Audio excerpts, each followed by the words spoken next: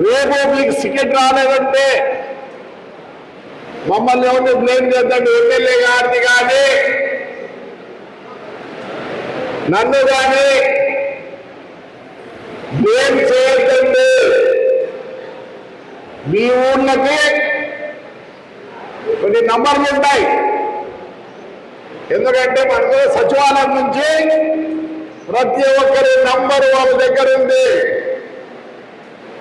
వాళ్ళు ఒకటే చెప్తారు, మీకు ఎవరికి కావాలా, 1 నొక్కండి, 2 నొక్కండి, 3 నొక్కండి అని వస్తున్నాయి కదా మీకు ఆల్రెడీ వస్తున్నాయా?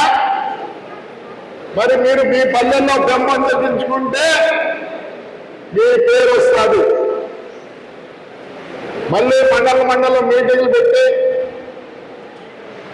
అన్ని విధాలా బాగుంది. కానీ నేనైతే నా కాన్స్టిట్యున్సీ వాళ్ళకి చెప్తున్నా, అంటే వచ్చి ఎస్ఐకి చెప్పు, సిఐకి చెప్పు అంటున్నారు. నేను ఒప్పుకోను. ఎస్ఐ సిఐకి చెప్పు నేను ఒప్పుకోను. ముందు ఒకసారి కట్టాల్సి అర్థమైందా? కట్టాల్సి అంటే ఏమిరా?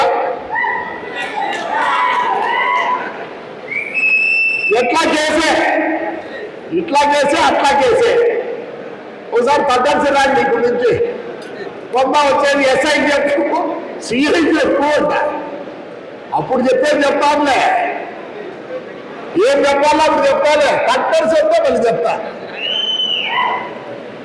పొద్దునకు రావద్దండి, ఎస్ఐకి చెప్పు, సిఐకి చెప్పు, ఒకటి పనిచేయదు ఆయన. మనం కట్టర్స్గా వాళ్ళు 5 ఏళ్ళు కట్టర్స్ గారు అయినా మీరు భద్రంగా భయపడకుండా ఉన్నారు.